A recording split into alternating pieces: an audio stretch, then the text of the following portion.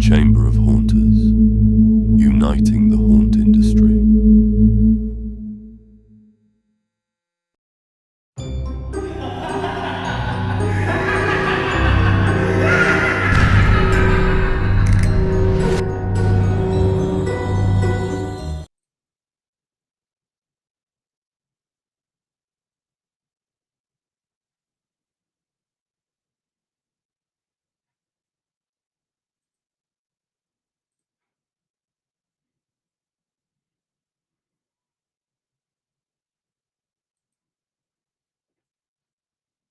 Good afternoon, everyone. My name is Keone Hutton. I am here with my co-host Leslie Reed, and we are super excited to be hosting today's Lunch and Learn for the Chamber of Haunters.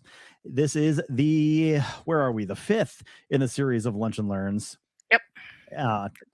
And I'm not going to say we're getting good at this. We are still working through lots of technical issues, but it is getting better. If you would like to see any of those previous ones, definitely go check out our YouTube page, because you can find every single Lunch and Learn that we have done for the past since January is when this all kicked off. Today, we are very excited to have a couple of special guests for the Lunch and Learn. We will have a haunt spotlight to kind of kick things off, talk a little bit about what they do, and then we'll bring on our guest trainer to talk about distressing and wood and painting huge haunt design. What do you do with your haunt on the walls? Techniques, tips, tools, make it look all real. of those things. How do you make it look the way you want it to look? Exactly. First, a little bit of housekeeping. If you look on the left side of your screen, or on the bottom of your screen, if you're on a mobile device, you can see a couple of important tools. One of those is the chat. Feel free to use the chat throughout. We'll be monitoring it. But more important is the questions tab. If you have any questions for the trainer, please drop it in there, and then Leslie or I will bring it up we'll fit it in as we go. So the questions tab, the chat tab, and then periodically you'll see polls pop up whenever we have a break or need for your input. So keep an eye out for those as well. Les, any other housekeeping things before we kind of kick it off? Happy May, everybody. We are less than halfway to Halloween. So this is definitely the time to start looking at these things and figure out what you want to do differently with your haunt this year. Indeed. Well, let's kick it off with our spotlight. We are super excited to have the owners of Spooked On Spurlock Home Haunt here with us today. That is Josh and Candy from Crumb, Texas. So Josh and Candy, welcome to the Lunch and Learn. Thank you. Tell us a little bit about, well, before we get to your haunt, tell us a little bit about you. How long have you been haunting? What got you into it? Set the background for us. Okay. Well, I'm the reason he's into it. So yep. his story is pretty quick. Yeah. Well, I actually got kind of roped into helping with a fundraiser haunt in the town we used to live in. And they did a really big deal. It was for the band kids, and it was a fundraiser forever. And they actually had an incredible location. They had the old gym, which was like a 3-story facility, like run down, creepy, just like as it is. Cool. That's awesome. It was amazing. And anyway, one of my good friends had taken the reins over it, and she's like, hey, do you want to help me with this thing? And I was like, oh, I guess, I was raised very conservative. My parents wouldn't even let us celebrate Halloween. Yeah. So I was like, yeah, sure, I'll help out. And so I was a tour guide, because it was 3 stories. They had to have a tour guide take them. And oh my gosh, it was like the first night I was completely hooked. It was just like it takes like just one bite, and then it's in your blood. It's like getting I know that feeling. A radioactive spider, right? Yep. And so I did that for the whole season that they had their haunt, and did the makeup with the kids and all the things. And so we moved to where we live now in Crumb, Texas. And I was like, okay, we got to do a little something for Halloween, because now it's like I have a taste for it, right? Yeah. So we would just decorate out front and everything. And then one year I asked Josh, I said, why don't we make like just a little trail that the kids can just walk through to get their candy? And we just kind of make it fun and spooky. And so he's like, yeah. He always like agrees with my crazy ideas. And so he said, yeah, we can do that. So we just made, it was like, what do we use? It was ridiculous. It was like those fiberglass. Yeah, the fiberglass fence poles. Yeah, sure. Right. And sheet to line out the trail. Yeah, the black. No, everybody knows the black sheet plastic stuff, right? Yep, I have much of it. Yes, we used that to just mark the trail, and we made like an old witch facade that the kids could walk through and everything. And so the neighborhood was like, oh, like, what is this? And they loved it, and people would come, sit around and talk to us as the kids went through and everything, and the parents loved it. And so you know how it goes. Being a home haunter, you have to outdo yourself the next year. Every year. Yep. Every year. And so that's just how it did. And we eventually got to where, we had the black plastic walls, and we built them out of 2x2s, and we made 4x8 walls. And did a little stuff in there. It was really fun. It was nothing to look at and go, oh wow, the design. Wow, these people are like artsy fartsy. No, it was none of that. But we had a good time, and the neighborhood loved it. And so the next year I was like, oh Josh, okay, so I want to get rid of some of the black plastic. So we started incorporating some different, I found a real cheap way, because home haunt, this is all out of our pockets, right? Uh-huh. And lumber is like our biggest expense, and everything is just, it gets more and more expensive each year. So I was like, how can we make these nice looking walls but without the plywood? And so I was like, okay. So I go to Harbor Freight. That's like the haunters. Love Harbor Freight. They take way too much of my money. Yeah, well, but they're great and they're very economical. Yes. And so I bought these large drop cloths. Yeah, sure. And we cut them along for the 4x8 walls, stapled them down. And then I got the idea from Van Oaks on YouTube, because I follow everyone who even whispers anything about haunt and Halloween. I've watched y'all's videos. I'm in it. I'm on YouTube. Alan Hobbs and Van Oaks. And so Van Oaks had this thing where he used a plastic tablecloth, and he spray painted it, used it as a stencil. And so I was like, I think I can do that on our drop cloths. Ooh. Yes. And so I used the black plastic, and we just took spray paint, canned spray paint, and we just spray painted it, pulled that plastic off. I was like, voila, this looks like antique wallpaper. and it was perfect.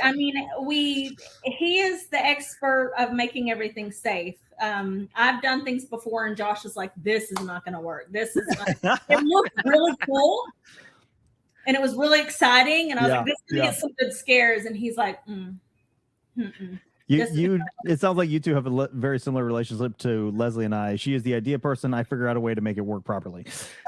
Okay. Yeah. Yeah, I come up with all sorts of random things, and he makes it work and tells me I'm not entirely crazy. Most of the time. Exactly. You got the safe ways of doing it, It's got to be safe. Right. So how long has your haunt been operating now? Last year was our 6th year. And how many trick-or-treaters do you see on your typical year? Or what's your record, perhaps? A little over 1,000. Woohoo! That's outstanding. Awesome. It's crazy. The police now come out to like keep everything, keeping the traffic going. Yeah. They've been really great. We live in an HOA, which I know is usually a nightmare for most haunters. But I brought mine with alcohol. Yeah. Well, I play nice with them.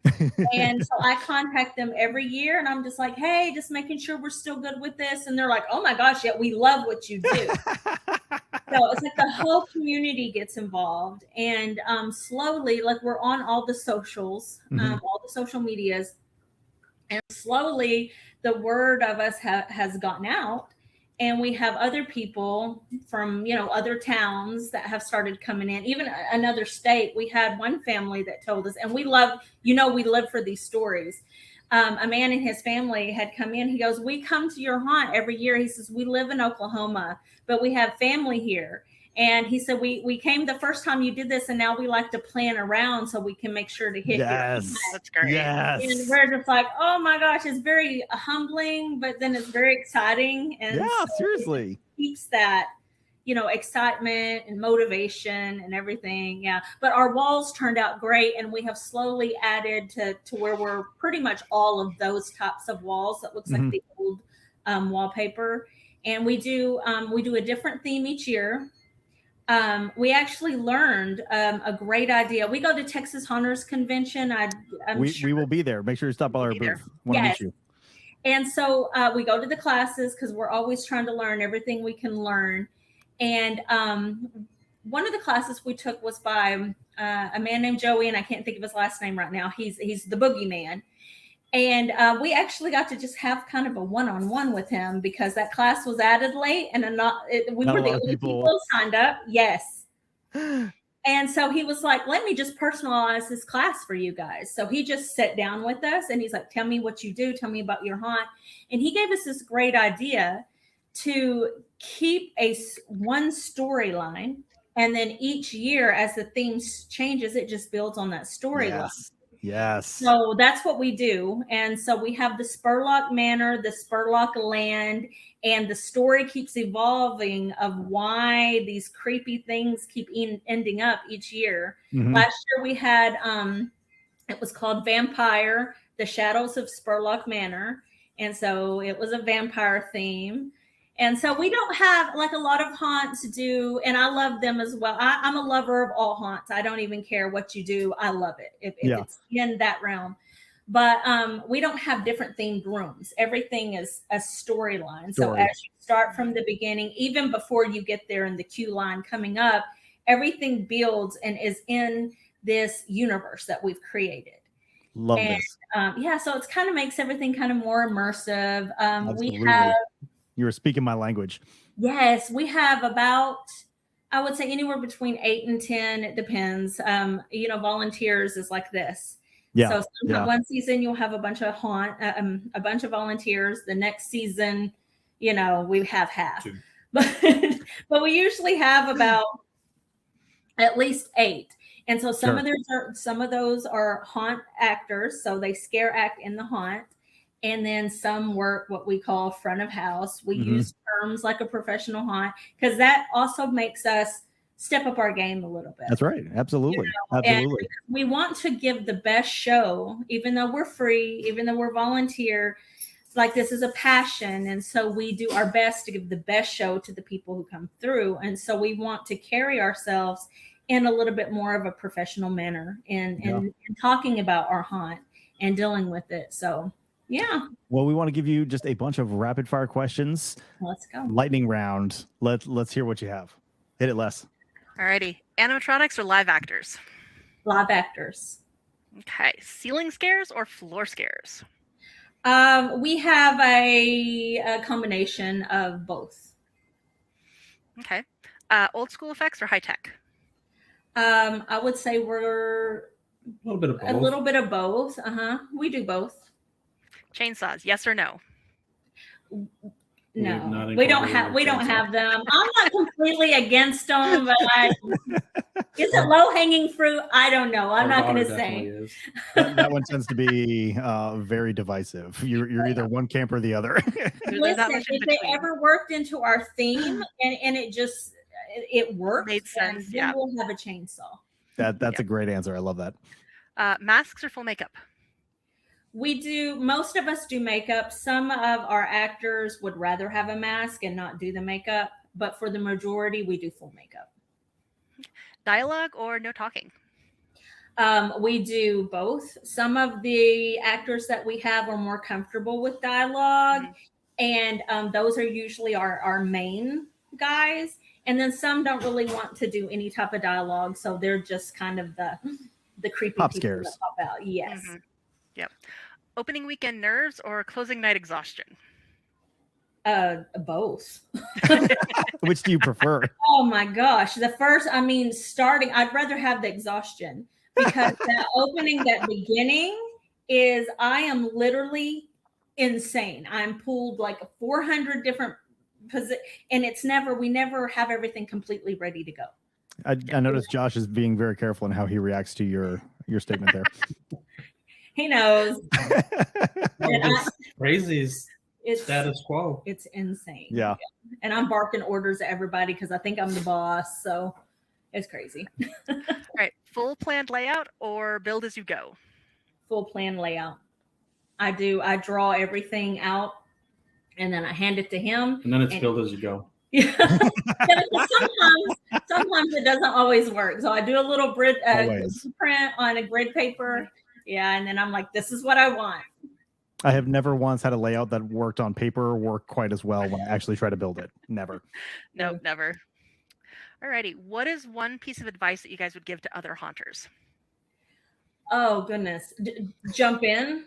Like, just do it. If you love it, jump in and surround yourself with other people who love it and will fan those flames and also pour into you their knowledge, because it's reciprocal. I love the haunt community because most people are willing to share and willing to mentor. I have never had a bad experience.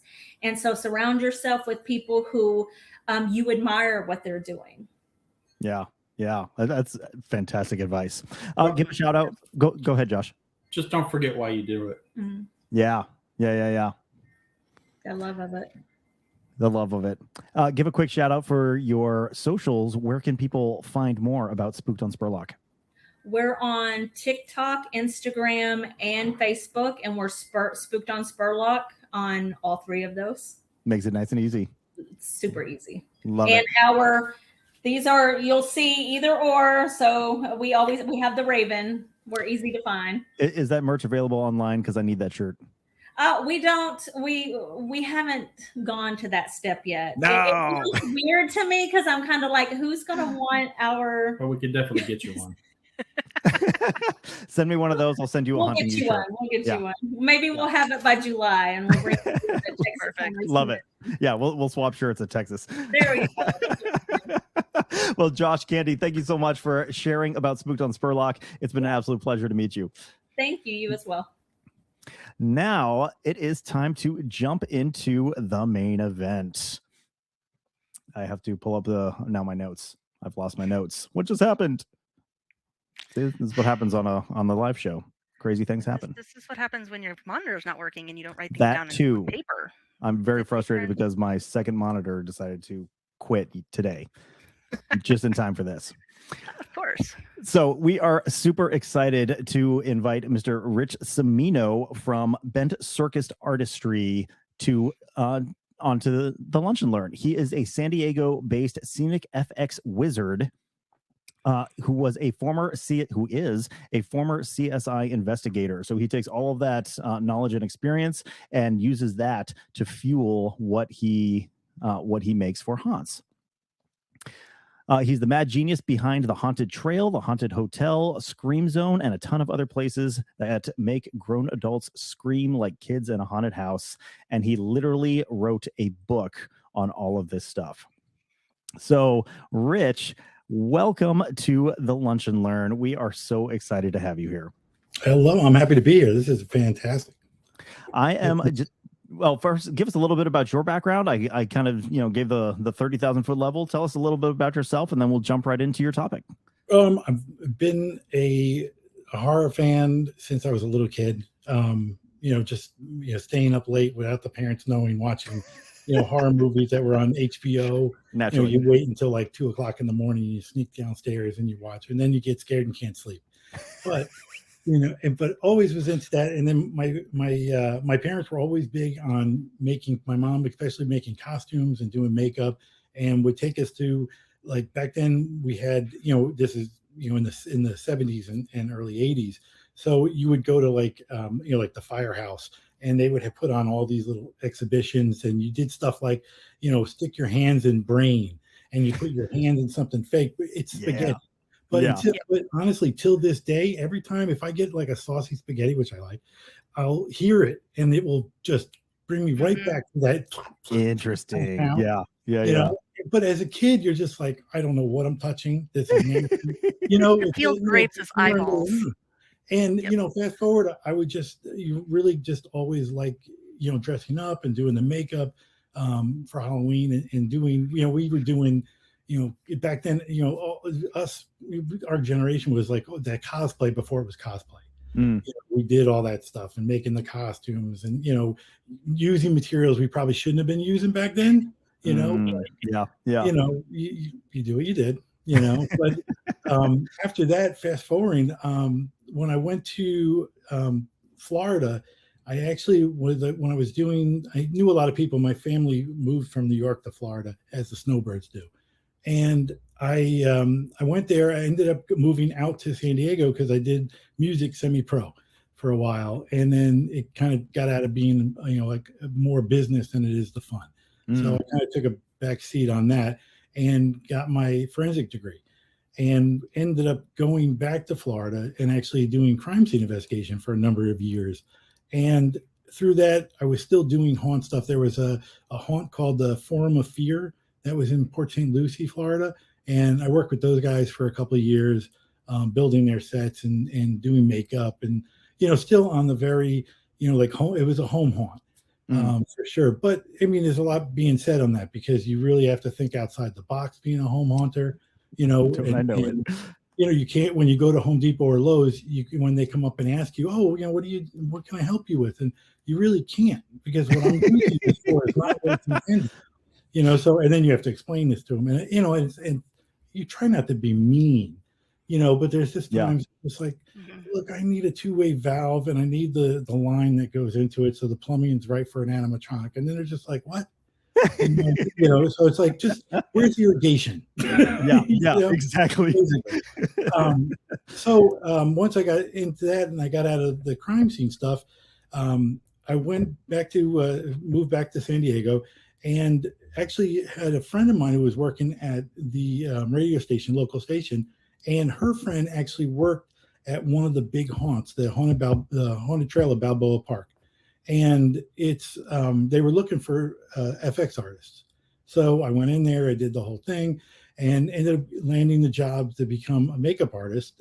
Was there doing that for a couple of years, became the lead makeup artist, and then really, you know, the bug hits you harder. I know, you know, Josh and Candy spoke about the bug. You know, it gets you, and then you're just like, oh, what are we doing here? Let's do this. So I got into doing, you know, everything from the ground up, putting the scrim around the fence line so they can't see in. You know, you start your levels up, and then really got into set dressing and, you know, understanding, you know, if you think it's going to get touched, it's going to get touched. If you think it's going to get broken, it's going to get broken. You know, so you really learn all that stuff. And I had a lot of really cool mentors for it.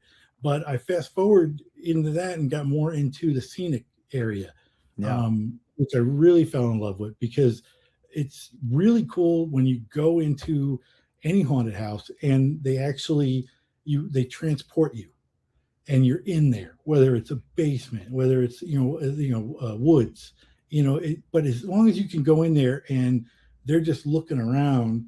And granted, we probably all do that. Like if I go to Universal or something, I'm the worst person. I let everybody go ahead of me. You're not scaring me. If you get a startle, I'm glad. But most of the time I'm touching their sets.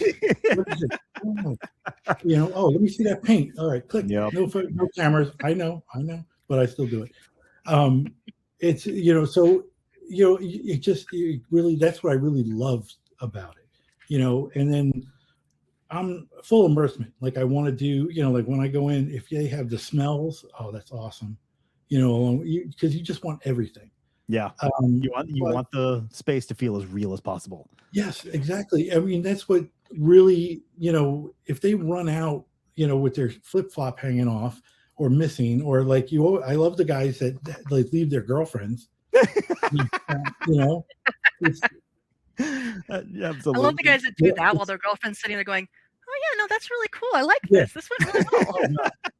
Yeah, I like the chainsaws. Which I was going to real quick because when I was listening with Josh and Candy, I just wanted to let them know they tried like the electric crackers that they can use. Oh yeah, they have handheld ones, and they also have the ones that they can trigger on the button, or you can use it as a sensor. But they're really people freak out with that stuff. Yeah, I took one and put it inside a fake electric panel. Love the electric firecrackers. Awesome.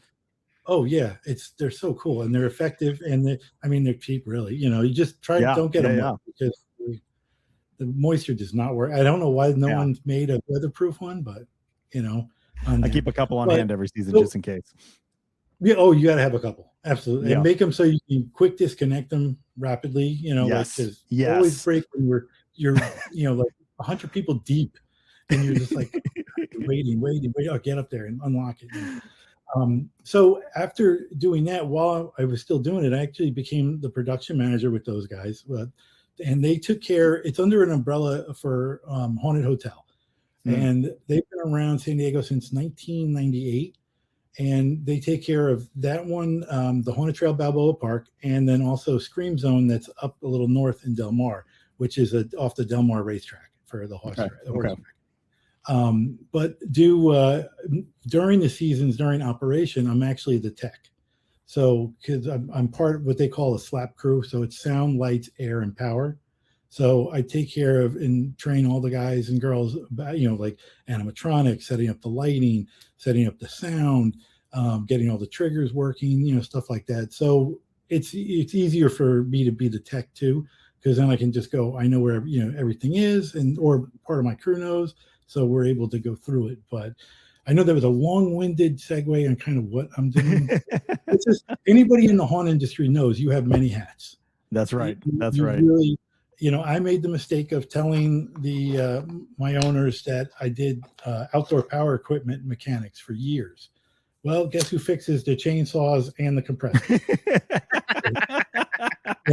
So it's one of those things, But like everybody, you do it, you love it, you have fun. It's when it's not becoming fun, then you have to step back and say, okay, why? Sure. What's going on? Sure. But yeah, no, I really enjoy it. And it's just when I was coming up in it, I know Candy had mentioned it, which I thought was funny because how time changed. When I was starting it, it was like pulling teeth to try to get anybody to give you information. And if you really don't have an idea, going on the internet and looking stuff up, you can get the wrong advice, you can get the right advice. But if you really don't know, then you don't, you have to do a trial by error anyway. And that's what a lot of us did back in the day. I don't know if it was job security or if it was just a lot of the older guys being like, well, I had to learn it, you learn it, that kind of thing. So for me, since that annoyed me, I try to give back. So I do seminars. I've done them all over the place. In fact, I just got filled out everything for HauntCon. It's coming back to Orlando. Yeah, so I'm on it with them doing 2 classes there. But I've done a bunch of those, and it was just, it was just giving back, because it was just we're all in this, and whether you're a professional haunter or you're a home haunter, it's like, well, help them out. Like, okay, maybe you can't spend $500 on this kind of latex or whatever, and so okay, there's other ways to do it. There's cheaper ways, with glues and stuff like that, and it's give them those opportunities. Absolutely, understand it, right? And it's some stuff is when you see it, you're just like, oh, that makes total sense. Just like me, I'll do it the hard way, and then then I'll be like, there's got to be a simpler way, and then I'll see it, and then someone else will show me, and I'll be like, son of a gun, but it's just one of those things. Well, to that point, we are super excited to have you sharing your knowledge here today about wood grain and weathering. So I think that's a perfect segue to kind of roll us into it. Sure. So this is going to be all basic techniques for doing wood grain and like wood weathering and such like that. Like the picture that's shown on there is actually done on a clear piece of acrylic that makes it look like that. Yeah. And I get asked this, which is a weird thing, but if you look at the dots where the nails are, there's like little kind of semicircles that are in there, and they're to mimic a hammer. You know, when they hit the hammer, you see the indentation. And the way you get that is actually using, this was happened to be all on airbrush. You actually do the spackle tape, the one that's the self-adhesive one, and you put that on it, just do a quick spritz, and it kind of mimics what the indentation would look like on those hammers, you know, because they're not like a flat surface. They're not like framing hammers. So they actually get it. So you get some dirt in there, and when you do mud it, it will stick more onto those kind of things. But yeah, let's get started. Whenever you're set. Oh, you want me to? Okay, you're good. Perfect. So I'm going to just kind of go through the PowerPoint for you guys, but definitely ask questions during it. If you have a question about it, please, reach out to those guys so they can let me know. The main thing and this is basically for everything. You want to know what the theme of the room is, what you're going for. With your realism, you got to remember that sometimes less is better. So if you start overdoing it, it's just going to look muddy and it's not going to make sense. So you want people to come in right away and be like, oh, that's a basement. Oh, that's a washroom, or that's a bathroom. You want to bring that in right away. So people, let them not have to use their imagination. Let them walk right into the movie or the book, so to speak. That leaves with don't overdoing it. And then the same way is that if you look at the room and it feels wrong and fake, it probably looks wrong and fake. And the customer is going to notice that. Now, granted, a lot of customers, like the homeowners know, if they see it for 3 or 4 seconds before they close their eyes or scream or run, you need them to be like, well, where'd you get scared? Oh, it was in the bathroom. So, they only saw it for a little bit, but they knew where they were. They just wanted to get the hell out of there, and then don't forget about the lighting. I do some light stuff as far as telling what you have to do. The spectrum on light, I'll just let you know, is way different than when you're dealing with actual pigments. Totally different. So it's not like, yellow and purple are complementary and can darken each other's colors and stuff like that. They will not. You put like green on a wall and you hit it with a red light, your wall's black. So you really have to remember what your theatrical lighting is on there. I do a lot with reference photos. In fact, nowadays it's awesome because I'm friends with a lot of these urban explorers. Fantastic. They are always going into these old Victorian homes and old, what do you call it? Like the old businesses and the industrial places, and is amazing the pictures you could get there, so you can mimic it. So it's great. I call it like a little morgue. So I just have different. So I have ones for rust, and I'll have one, for different stages of rust, and then different stages of weathering. An abandoned house, then a dilapidated house. Stuff like that. Also, when you're practicing these, make sure it's on the same type of substrate. So, or wood, like a lot of the flats are made with plywood. Hopefully not OSB. It's such a pain in the butt to try to paint on OSB just because it's all wafered and stuck together with different patterns of the wood. It really makes it looks ugly personally. And if that's what you have, that's fine, but we all have done it. But it's easier to actually make a really clean look on, nice plywood. And you don't have to get the pre-sanded, even though that's nice, but it's nice to have the knots. Okay, we can go to the next one, please. Okay, so you have to really figure out what kind of wood you want. The basic wood, I usually have like browns, tans, yellows, various shades. You can do, most of the time we do latex. You could use acrylic paints, but they usually don't make them in gallons. Best thing, you guys probably know, but you go to Home Depot, go to the Oops paint section, and you can get like $25, $30, $40, cans of paint for $9. Awesome. Even if it's a color you're like, I don't know, take it, because you'll always be able to use it or mix it into something. The weathering look is more of like lighter shades of blue, turquoise, black, light and dark browns, and light and dark grays with some white. And along with the spray bottle, you'll dilute it for blending. We'll go over that once we start going in there. The stains you can use, they definitely look, if you're going on real wood, it looks good, but they're pricey. They also, some of them do smell, even though they say, like they're low odor, they do smell, especially if you're in a brick and mortar and you're not outside. And then, usually you're using mineral spirits for cleaning up instead of the water. So you will get a little bit of a smell on that. Okay. So some of the tools, well, pretty much the basic tools. You as hunters know, you pretty much use anything to become a tool. Chip brushes are a really big thing. They're cheap and they're manipulated. You can cut them and bend them and do all these, stick them together, make them long, wider. The spray bottles that I like, you'll see like the Flowmaster is really great for really, really fine mist. I really like that, you'll see that when we start doing this, as well as the distress. The other one, like the HDX, is just your normal like bug sprayer you have for home, adjustable. You can get it as a stream or a decent fan for water.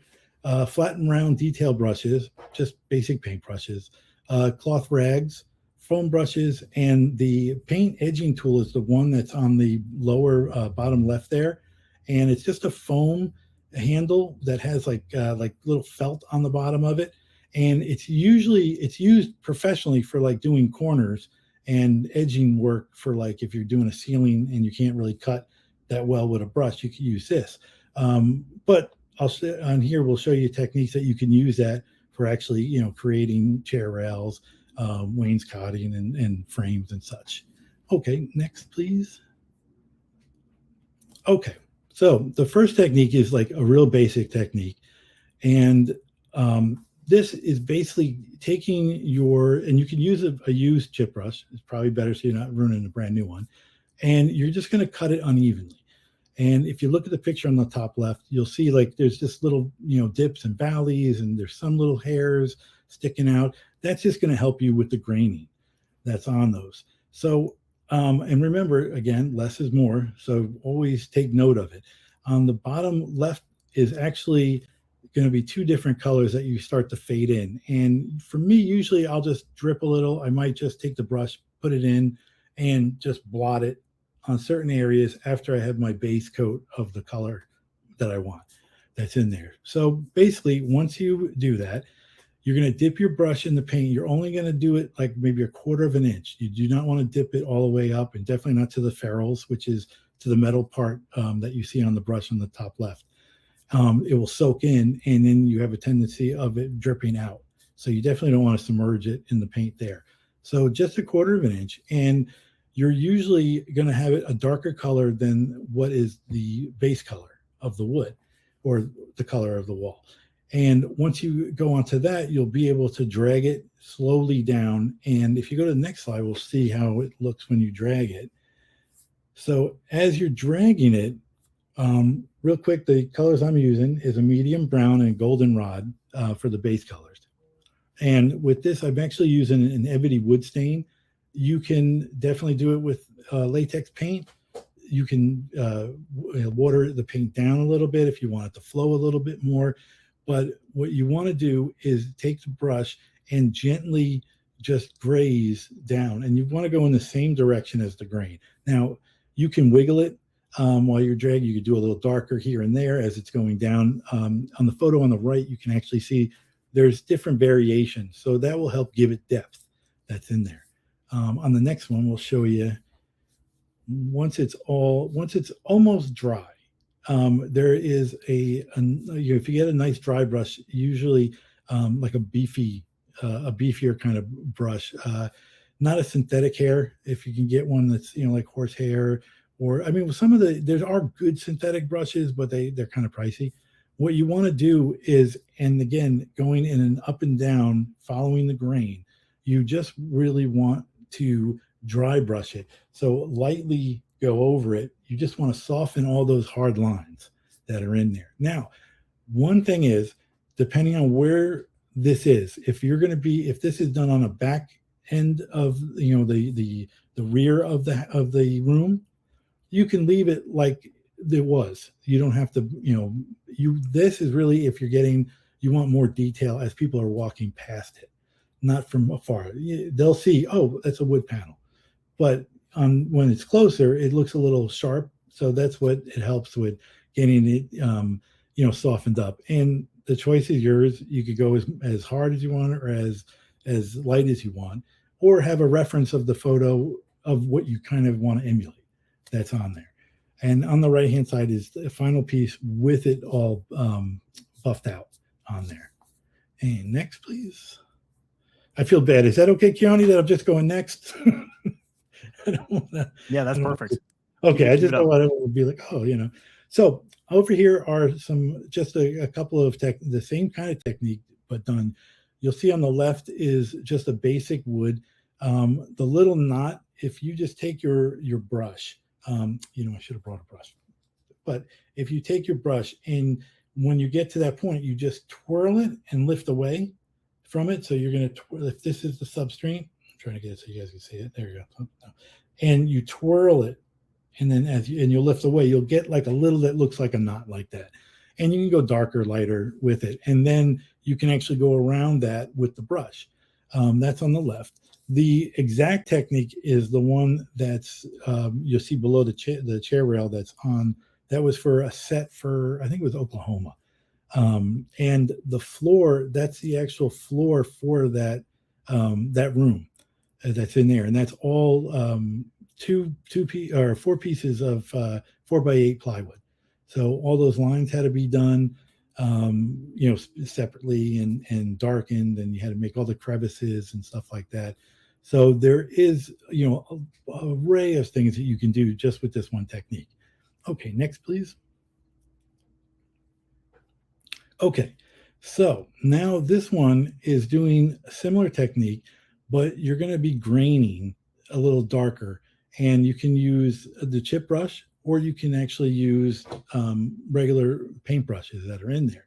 What you want to do on this is you're going to do the same type of technique, and you can grain the base coat I'm using the same basic colors that are in there. You can also, again, water down the paint, but you're going to apply the paint or the stain using different sides and angles of the brush. So flipping it on its edge, horizontal, you can even do it kind of vertical, and you're just going to run it down in different areas. And once you get it to where you want it, let it dry. If you want more, you can always wet your brush a little bit. Try not to wet the substrate or the piece of the plywood or whatever you're painting, because you can reactivate the paint. The only way that you won't do that is if you seal it. If you seal whatever you have, then you can go back and wash it and rinse it and do whatever you want and then paint over it. Which if you're doing any really like cool designs that you don't want to screw up, then definitely seal it with like a clear coat, and then you can paint over it once it's fully cured on there. Okay, next one. Okay, so this, after you get your little bit of graining done that you want, depending on how much and how little, this is when you'll start using, you can use either, really the brushes I like are either a flat brush or a round brush. And you can use them both. You could try other brushes. The really thin round brushes, you'll just be there for a while. If you're doing, on these examples real quick, you see the brush I'm using is small. If we're doing it on a large scale, I'm using large brushes. And a lot of times I'll take brushes and I will actually, like screw them together, several, and then put them on a stick and then use that so I can go real quick, and you go around everything and you'll be able to put it in. But this is kind of showing you the same technique just on a small scale so you guys can kind of understand it. But on this, you freehand everything to make it look like a wood grain. Use a picture or even a real piece of wood, whatever you want to, looking at, and just make it. It's just, as long as it looks organic, no one's going to be like, that's not real. That wait a minute, they don't do that. You people are not, believe me, I've never had anybody say anything. onto them. So, and on the right-hand side is what the same piece on the left looks like when it's finished on there. And you can also diffuse that as well with the brush and buff it out if you want. That one is not the one on the right. Next one, please. Okay, these are some of the examples of that type of wood grain technique on there. The one on the middle top one is actually also on acrylic. So it's just a clear acrylic. The house on the little cottage on the left, bottom left, that's actually all styrofoam slats that were painted. With the foam, you can do it with, an etching tool. If you need to do it real fast, they have those little sheetrock rasps that look like it looks kind of like like a little cheese grater on a handle. And you can just, kind of score it real quick and not go too hard. Thing is, that's super messy. And if you're using a hot wire foam cutter, it stinks. You should wear a respirator because it's definitely not good for you to breathe in. And try to be well vented in the area for doing it. But it depends on what you're looking for. Also, with the styrofoam, before you paint it, you have to treat it with some sort of hardener. So one, it's durable enough, and then two, you'll be able to paint over it and make it look good, and and kind of keep it for that look for a while. The one in the center is basic, same one that I just showed you guys the example on the previous one. And on the other one is actually slat wood, but there was no grain to the wood. It was pre-shaved from the factory, so it was nice and smooth, and you really couldn't see the grain. So we just made it up so we can see it a little bit better onto those. The one thing you can do, we'll get into it on the thing, is when we can actually wash real wood and have it come out. So it looks a little bit, you can darken up the actual natural grain if you're using real wood. Okay, next, please. So the wood graining tools are awesome. They do make them super big. So I've seen them up to, I think, 18 inches in there. So they're like a two-hander, which is great if you're doing large size. But most of the time you're doing like slats and stuff like this. So these work fantastic. The big thing is that you got to remember, like, one of those grain tools, it can make like 5, 6, 7 designs, just depending on how you roll it. And with these guys, like when you're holding it, you'll see like there's little handles in the back, and you can start with it kind of angled up, go straight down, just leave it. You can go and rock it, and you'll actually make different designs with that. And you'll see on the following slides in there for rocking it back and forth to kind of make it look. Do not use a lot of paint or stain when you do it, because it will get muddy and it builds up. And the grains on the tools, they're very thin. You're looking at, I think they're like maybe 1/4 of an inch at best, thick wise. So you'll get that caked on, and then soon it just looks like you troweled paint. There won't be any edge, any line work, no edging, nothing on there. Okay, next one, please. So this is just a really drastic demonstration to show you guys. So after you lay your base color down, then you're going to actually put the color. Normally the grain of the wood is going to be darker than the actual the color of the base of the wood. So what you're going to do is add the grain color and whatever color you want. And it can be different. It doesn't have to look like wood. If you're doing a whimsical one, if you're doing wood that was like a burnt looking kind of thing. So it depends on, again, your room. What does it look like, and how do you want to present it? And then, excuse me, the lighting. So rule of thumb is usually, like I said, lighter for the grain. It has to be darker, but you can break those rules. Now, once you put on the paint and you just want to do a light coat of your grain paint, grain, not the green, sorry, grain, place your tool on it, and you're going to, wherever you want to start, you'll have to keep starting on that same spot as you move over left to right. And you want to do a slight to heavy pressure. Now, this is one of those things, the practice is going to help you, because it can get away from you, and then it looks kind of like weird. Like personally, like what I on the right hand side was to show you the difference from rocking it rapidly. For me, I wouldn't do it because I don't like that look. It doesn't look real to me. I'm not saying that it's not out there in the wilderness. I'm sure it is, but I just don't. I don't like it. I did it to show you guys the effect onto it. But you just want to slowly bring it down, and depending on how the rocking back and forth, it really depends on what you want. And that's another good thing with practicing these techniques on similar substrates, because you'll feel how it glides. This is one of those things, like if you're using OSB, it's not going to look like that because it's not smooth. You're going to get a lot more texture bumps and skips on the tool because the wood is not uneven. The wood is uneven onto it. Okay, next one, please. Oh, Quick. and also, yes. Before we move on, we've got a question. What hardener do you like to use on your foam?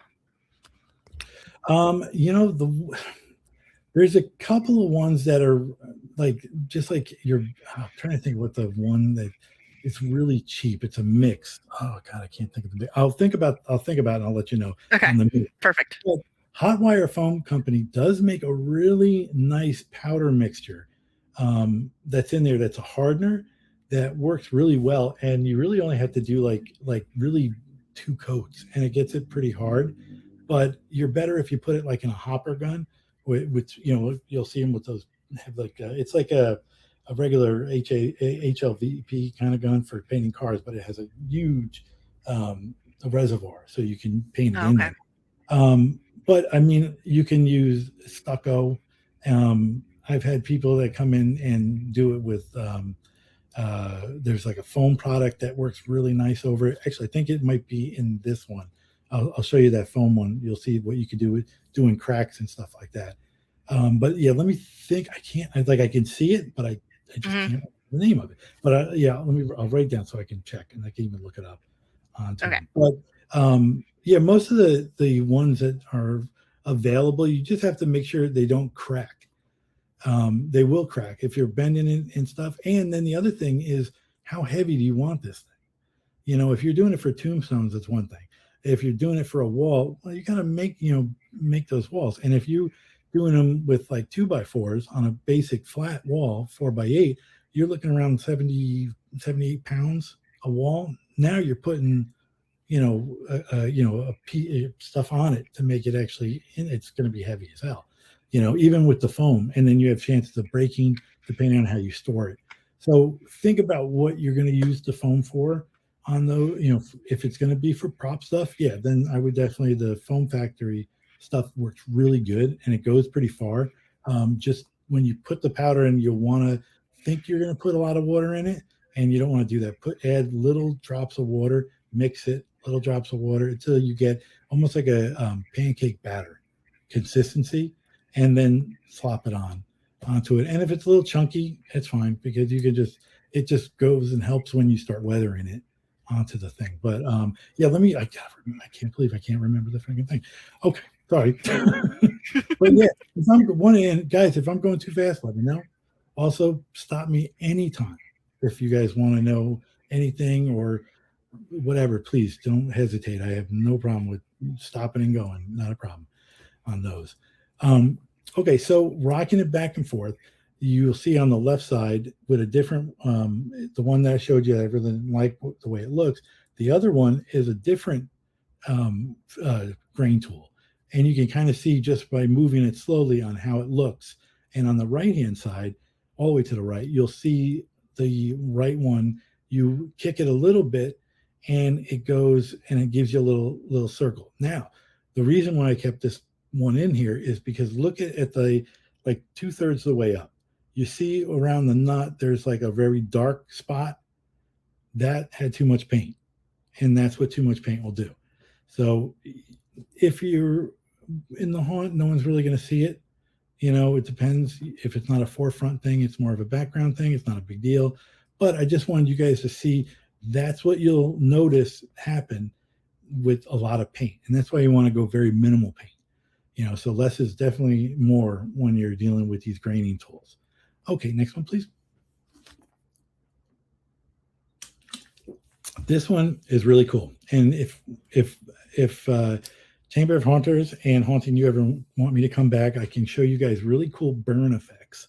But I wanted to put this in here because this is done with graining tools and using UV paint.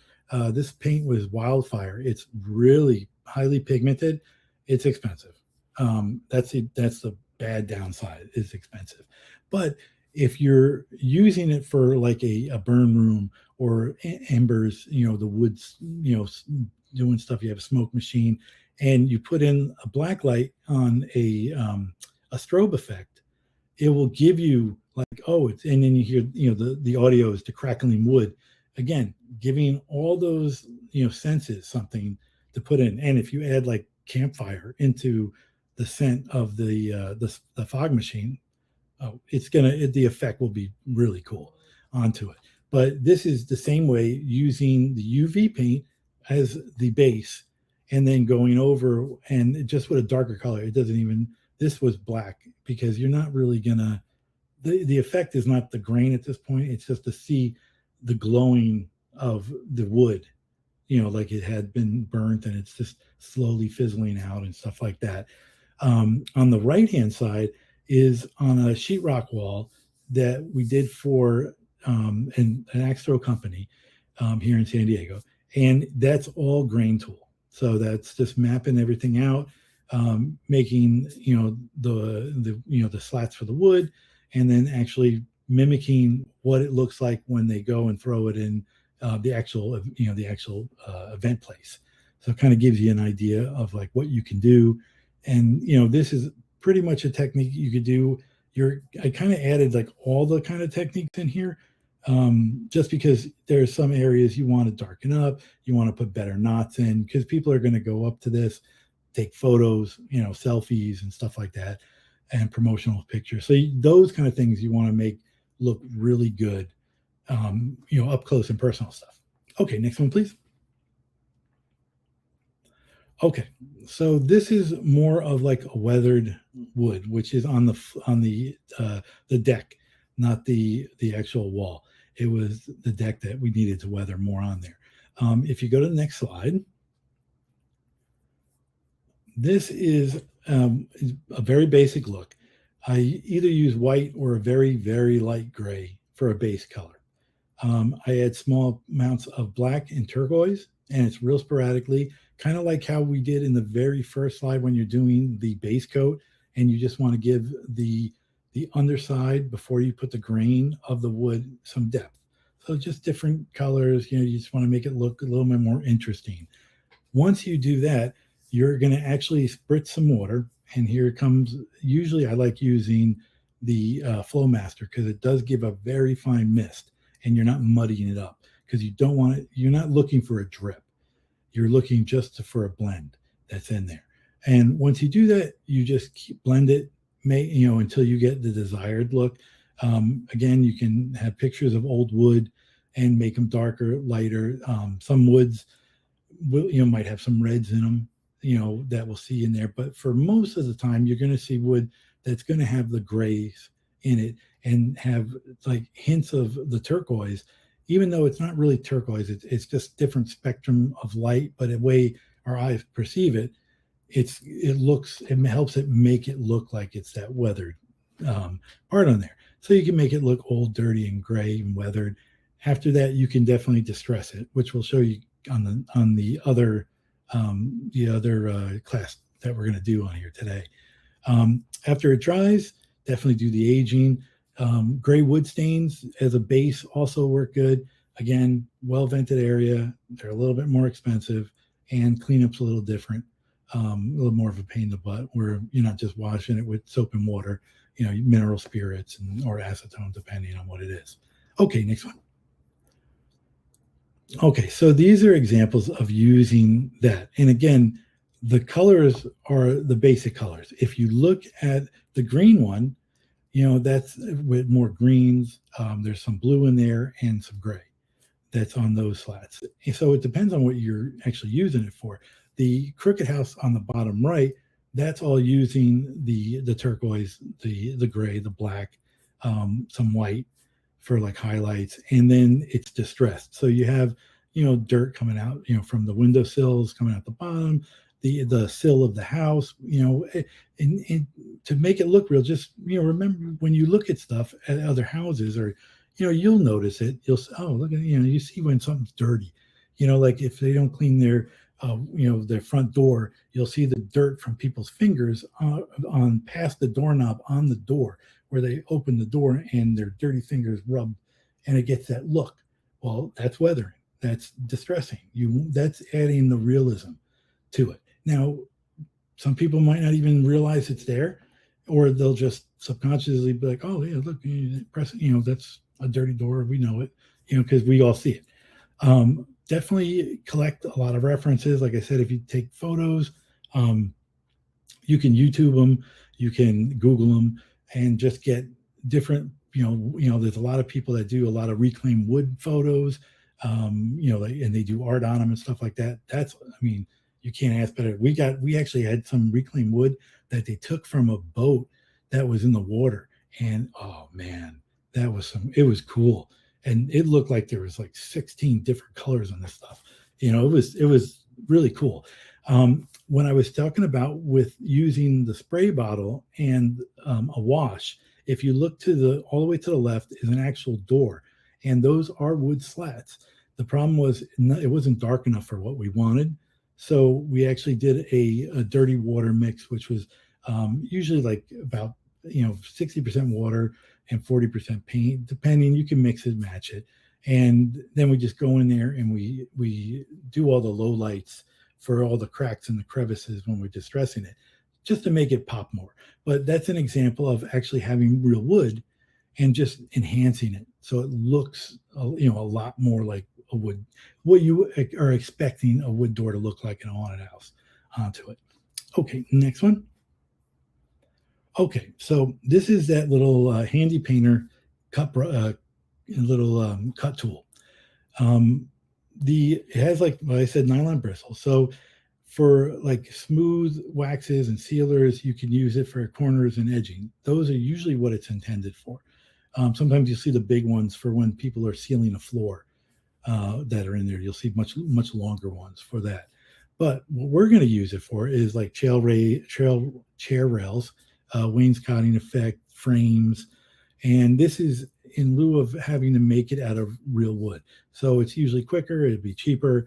You don't have to go searching for 1x or rip a 2x4 in half, and it's just an easier, especially if it's in a background.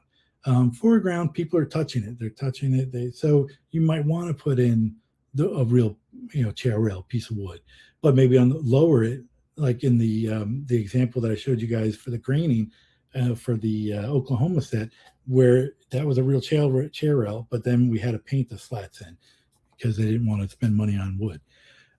So on that, once you get it all squared away and you have the color that you want of the wall, you're going to spritz the pad, the bottom of the pad where you're going to be putting the paint on, and making sure it's just a light mist. You just want to have it so you get it like very, very damp.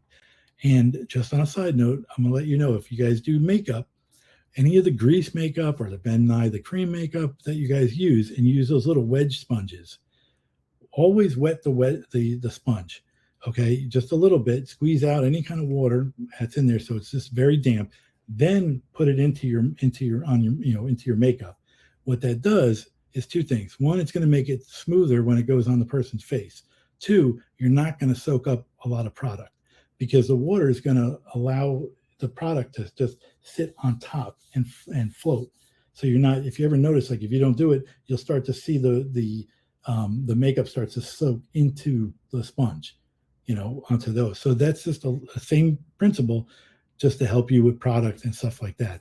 On this, you're doing it so you can drag the paint smoother as it goes through in there. So just remember, lightly spritz it. If you want to damp it with a towel, just to make sure when you touch it, it's just damp onto it. And then you'll be able to blend it. Next slide. Okay, so on this, And this is with using, I just want to show you guys on the left one, that's what using one of the grain tools, just straight down. One of the fine, and it's just to give us a little look to it. And you can make it, if you, well, we'll go over it. You just make it straight for the demonstration on here. Once you applied it, you have to place it on the tool. Usually you want to make sure you know where the light source is, and you don't want to have it like, you know, the light source is on the left on this side, but over here it's on the right.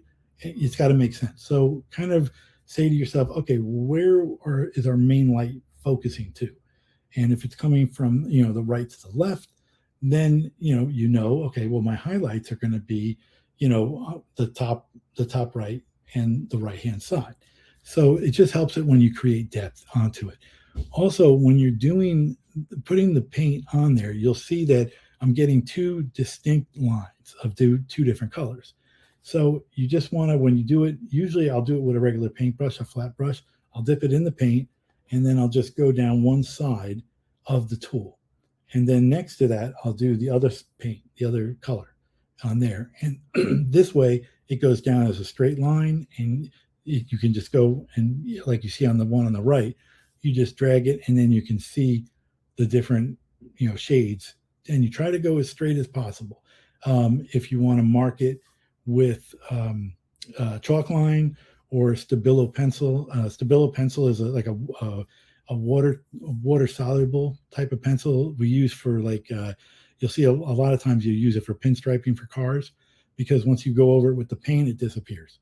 So you don't have to worry about erasing it or making any marks on there. Same with chalk line. If you're going to do it with chalk line, though, you just have to remember, if it's a light color, you're going to mix it. So if you're doing like a light white and you have a blue chalk line, you're going to get baby blue little areas. And, you know, so just make sure you think of those things. The other thing you could do is, we've done pieces of wood with handles and put a foam or a rubber backing so it doesn't move, and put it there, take it and just go straight across. So this way you get your straight edge, and it goes really, really nice. You can definitely also do this with a flat brush. It's just a little harder. If you're doing it on the flat brush, what you're going to have to do is get a plate or anything, a piece of wood, and put roll one color and then one color next to it. Then take your brush and put it, because it's going to be really hard to split hairs, literally, to have two different colors on that brush. But if you're dragging it on a piece of wood that already has those colors, then you can do it. The brush just won't come out as straight as it would with this tool onto it. Next one, please. Okay, so these are some examples of doing that technique. So you can kind of see where the low lights and the highlights go. You can definitely do slat walls, like that's on the bottom right or the bottom left that's in there, or just doing highlights for like railings, like you see on the top left. So it is really effective, and you can always do, the line as one color and then go over with highlights with a small brush. There's nothing. As long as your end result gets what you want, you're in good shape. With using this little tool, this little handy tool, it's just making it quicker. And when you're doing, like a 10 by 16 room, you want to be kind of fast with it, because you guys know time is money, and if we're doing it for our own love or a home haunter, you're trying to knock this out, between you getting home from work and having to go for dinner, so you want to go as quick and as efficiently as you can go. Okay, next one, please. Okay, so this is what I was talking about with the foam putty. The only places I've found this is online, which is a shame, because I wish they would just make it a bigger one. It's really about like this big. It does go a lot. Very, very lightweight. You can do it for repairing any kind of foam props. Works really good. It holds, and then it's paintable, and it's also sandable and carvable. So as an example of this is before it got carved out. If you look to the right, it's a brick, and then this is just for demonstration. It was just showing you that there's bricks, and then you can make it look like part of the wall that they stuccoed over the brick, it's breaking apart, and you can see the brick, which you could do with rebar on there as well. But it works really good, and it's when you get it, you're gonna be like, I think they sent me an empty one, but it's full, and it's that lightweight. But it works really good, and if it's on a like a hard piece of wood or plastic or anything, it will be pretty durable. It's not going to flex a lot, so you will get cracks. If you're looking for cracks, that's cool. But if you don't want the cracks, then just keep that kind of stuff in mind. It might be you just use it on the edge of where you want the cracks to look like it broke away, and then the rest of it you paint and kind of just put little highlights and lowlights in it to make that effect, or use it with a trowel so it's very light and you can still see little lines and such like that. Okay, next one. I didn't think this was going to work. Okay, this is cool. So I was screwing around one time with this filament brush. It's kind of like a round and square brush in one, as you can see on the bottom left. And I had to do a lot of rebar, and I was trying to figure out, okay, well, I need to do it pretty quick. So this is with a bigger filament brush. But the example, if you click on the play button, let's hope it plays. Oh, did it not? Oh, you might have to do it real with the mouse. Did it not do it? Oh. No luck, huh, Keone? I can see it playing. Can you not? No. I don't know that we can make it work then. Okay. Actually, you can. Everybody needs to press play on their own. Oh, yes. So I went and pressed play on it, and I can see it playing, and I can pause it for myself. There you go. You're awesome. Thanks, yes. Very peculiar, but I think that might work for everybody. If it doesn't, drop it in the chat, and we'll figure it out from there. So hopefully you guys are seeing it. So once I mixed the paint up in a different, it's more of a rust color because it depends on really what you're looking for. This was like a rust look. You're basically just hitting the tips of the actual brush as it's going down systematically. And you'll see there's a line there so I know to keep it straight. And you can see like on the left-hand side, you can kind of see it mimics the rebar. And it's just like a quick little thing because you guys know rebar is heavy, and to stick that in there. I mean, you can now with all the 3D printing, you probably can make one out of plastic. But this is a paint seminar, so I'm trying to do it on that. But again, if you guys have questions about it, just let me know. That's in there, and I can explain it if you guys don't get it. And then next slide, please. Okay, so that's that for there. If you click on the little QR codes, the one on the left, I believe, is my portfolio. So you kind of see really close-up references on everything. And the one on the right is actually my Instagram one, I believe. I believe that's how we set it up. And my email, if you guys have questions or want to reach out, definitely let me know. It's info4bca at gmail. Oh, it should not .co, it's .com. Sorry about that. There's actually .com. But yeah, shoot me any line and let me know if you guys have questions or want to know about a certain way or have an idea for something and have I done it, or definitely let me know. It's a lot of trial and error.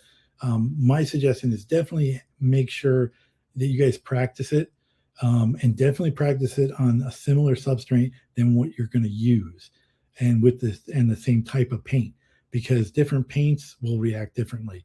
Like definitely if you're using a latex paint and you're doing it with oil, it's not going to work, unless you're doing for certain effects. Like if you put latex over oil paint that's been cured, you can kind of peel it off so it looks like peeling wool. But there are other ways that you could do that without having to spend money on two things of paint on there. But yeah, so that does it for like the wood presentation. If you guys have questions, yeah, really appreciate the info, Rich. Fantastic presentation. I've taken a ton of notes and going to be incorporating some of that into my build this year. We do have a second presentation that Rich wants to give that is about distressing. So if anyone, but we've been going for a little over an hour now. So if you cannot stick around and for the distressing part, feel free to slip out, and all of this will be posted up on our YouTube page. What is today? Saturday. By Monday, it should all be posted up to our YouTube page as quickly as I can do the editing. And you can find it all there if you're not able to stick around. But Les, if you want to put up a poll while I am switching the presentations around, we can do that. Absolutely. Alrighty. So we're going to have a quick poll. What has been your biggest struggle when painting your haunt? I would have to say it kind of goes together as money, because they always want to do it cheap, and you find ways to do it cheap, and just like adding more water to your paint to make it go further, so you don't have to spend another $30 on a gallon. Well, usually it's like a 5-gallon. We'll get 5 gallons for ours are big. And then the other thing I would have to say is time. You really have to be good at time management. Otherwise, it can get away from you.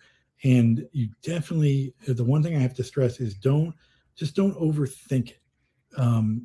Especially, when you are good at art or creative, you keep going, and it's just like, oh, I can add this. I can add this. Remember, unless it's going to be something that people are going to take photos of, or you have it in your line, or it's going to be a selfie section that you have in the haunt, don't worry about the details like that. Just like when you're doing makeup, yes, veins are very tiny and thin. And I had this trouble. I would make all these spider veins. You go to look at it and you're like, well, what the hell? I did all that work. You don't see it. And then you find out, I got to make my vein 1/4 inch. Okay, no one's vein is 1/4.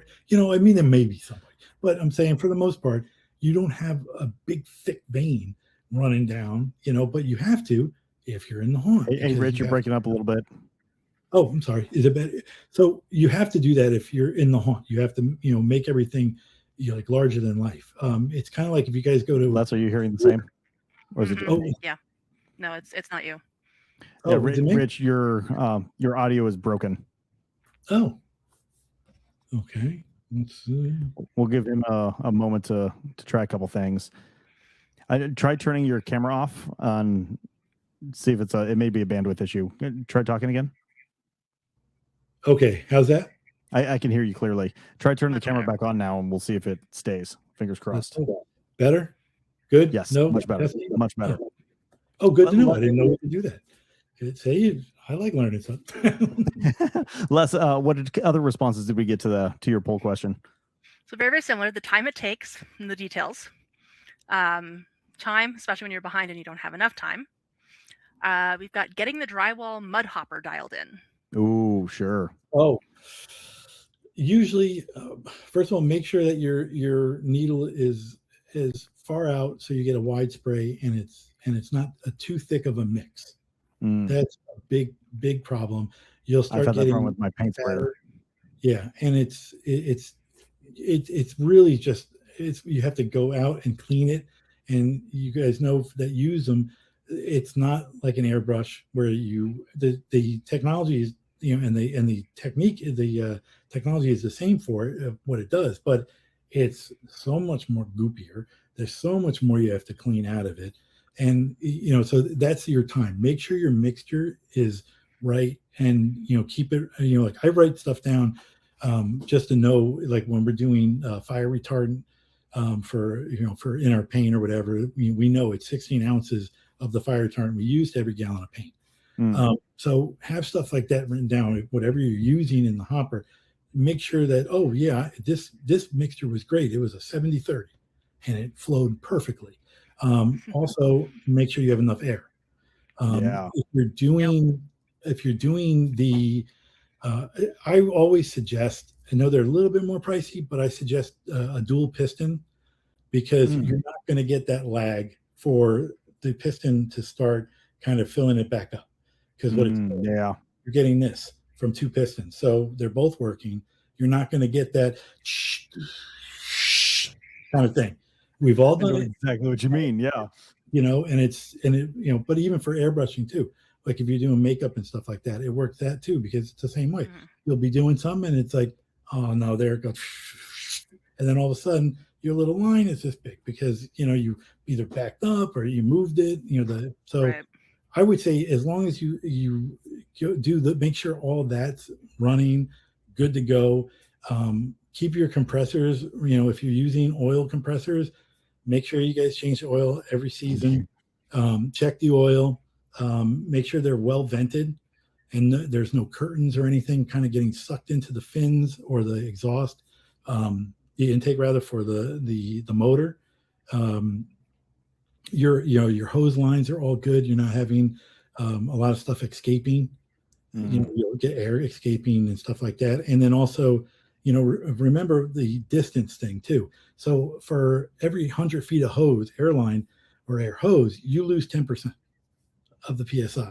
So it doesn't sound like a lot, but now if you're going down 400 feet to get to where your actual compressor is running and you're going down, well, you're losing 40%.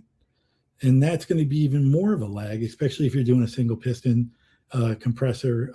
Most of the time, if you're a little larger, you'll have one of those big, 10,000, watt compressors, where they're just, they're big, they're always pumping and, and good. If most of the homeowners don't have that because these things are huge, they get trailered in, so you have a couple of stand-up units that are in there and, they're heavy too. So you might stick them right there. And again, remember you're with compressors, just on a side note, is you're supposed to keep everything, you plug them into an actual wall. You don't not an extension cord. Not an extension cord. And if you have to, it's got to be like a 12 or a 10 gauge extension cord. Yep. Because there's a voltage drop across the cord too. Yeah, it's going to overheat. You're going to ruin your motor. Definitely premature wear it for sure. And and you have a good way of blowing circuits too. And depending on what your haunt is and where you have everything plugged into, those two breakers that blow or whatever might be half your haunt. Yeah. And then you have people in there in the dark screaming, thinking it's part of the show when you're freaking out, being like, "Oh, we need lights," so it's all preemptive stuff. If you think about a possible issue, it's going to happen. If it's the same thing when you're doing set dressing. If you think someone's going to try to take that book off of that shelf, they're going to do it. They're going to do it. Guaranteed. Mm-hmm. In fact, it's funny because we get these before when we do our like a practice run before we actually do our real open. We have all these. We bring in busloads of these. They like needy, like the kids, they don't have a lot, or their parents passed away, or stuff like that. But a lot of the kids are, they're kind of bratty. I mean, as we all kind of were, and they touch everything, and it is the best thing you can ask because you'll know exactly. Be like, oh, I guess 2 screws doesn't hold that up. Have someone following behind them with the screw gun. Well, yeah, basically, or then the next day when you're looking at everything, you're like, oh, that fell too. Oh, where'd that candle go? Like stuff like that. Yeah. So, it's all preemptive stuff, and it's a learning curve too, because if you're just starting out with this stuff, we're just doing it a couple. There's going to be times, and you're just like, oh man, that makes sense. Why didn't I think about it? Don't beat yourself. It happens to all of us. It's even on the large level. Don't think these big haunter guys don't screw up stuff. They do. So that was our lunch and learn with Rich Cimino, talking about how to do wood grain painting on your props or your scenes. He did a second lecture during that same lunch and learn, but this one has gone on for over an hour, and I don't want the ultimate video on YouTube to be so long.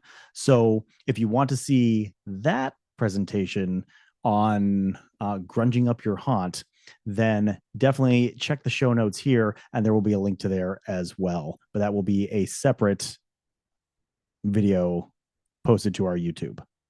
We hope that we will have the opportunity to see you at a future Lunch and Learn. Our next one is scheduled for June 27th. And if you want to have the opportunity to register for that, make sure you're following along the Chamber of Haunters Facebook page, as well as check out the Haunting You Facebook page, because we will be posting all the details there as well. If you want to learn more about us, check out the Haunting You podcast at www.hauntingyou.com. And we hope to see you at a future Lunch and Learn. Thank you all.